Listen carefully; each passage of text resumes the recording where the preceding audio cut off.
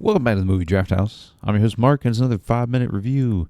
Today's review, we're going to talk about the recently released on streaming um, remake, The Little Mermaid. It's out now to stream for no additional cost on Disney Plus. It originally came out back in, I think, late April. Um, in theaters, made a ton of money. And yeah, it's I've been kind of putting it off reviewing this one just simply because I wasn't really in the mood to watch it. But sat down this morning as I'm recording and turned it on and watched it with the family. And I gotta say, I was pleasantly surprised by how good it was. And so Disney has been steadily remaking these animated classics for probably the past good 10 years, I think. Yeah, probably about that. And so this one's directed by Rob Marshall, who is a Disney kind of wheelhouse guy.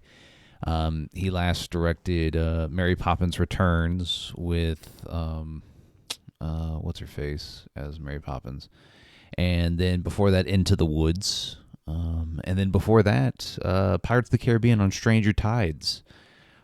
So he is a Disney staple. Disney kind of goes to him with these kind of off the wall ideas and trust him. And they threw. Let me tell you.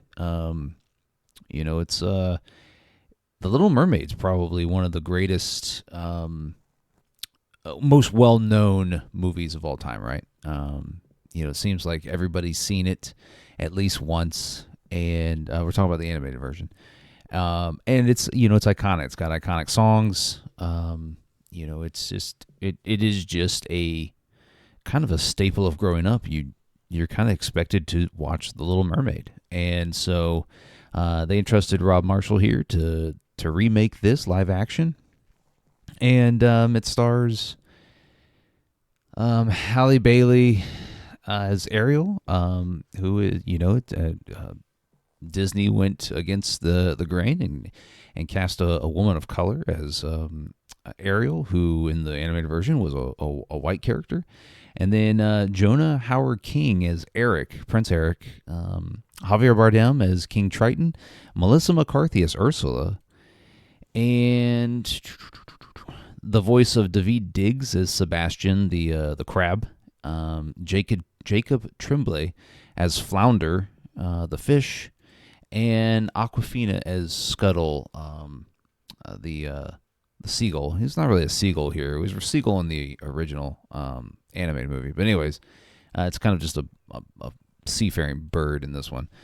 Anyways, it stays pretty true to the animated version. It's not like some of the other remakes where they've kind of taken liberties in certain areas, but it stays true to the original story. Ariel falls in love with Prince Eric after she saves him from a shipwreck, and then she sings to him, and he's got to find her. And Ariel's dad, King Triton, doesn't want her to go to the surface, but she really wants to go, so she goes to Ursula and agrees to trade her voice for legs. And then she goes to the surface and has 3 days to make Prince Eric kiss her. And at the end of the movie, I think we've all seen it, Ursula tricks her and kind of tries to steal Eric away from her, and they have to defeat Ursula at the end. And so, really good. This is probably one of my favorite. Aladdin is my favorite live-action remake, but this is probably my second favorite. It's very good. It's a little long. It's 2 hours and 15 minutes, so you're not expecting it to be that long, but it does move briskly. It never overstays its welcome. It's got tons of songs, the well-known songs, and there's a couple of new ones there. But give it a watch. I recommend it. You can find it now, streaming now on Disney Plus. So anyways, Be sure you're hitting the subscribe button when it pops up so you don't miss any future content here on the podcast. We're on all your favorite social media platforms, Twitter, TikTok, Instagram, here on YouTube. Be sure to catch us on all your favorite streaming platforms for weekly release podcasts. Every Thursday, we're releasing a new review of a new movie. So you can find us on Spotify, Apple Podcasts, Google Podcasts, anywhere you get your podcasts from. We're there, and we'll catch you next time.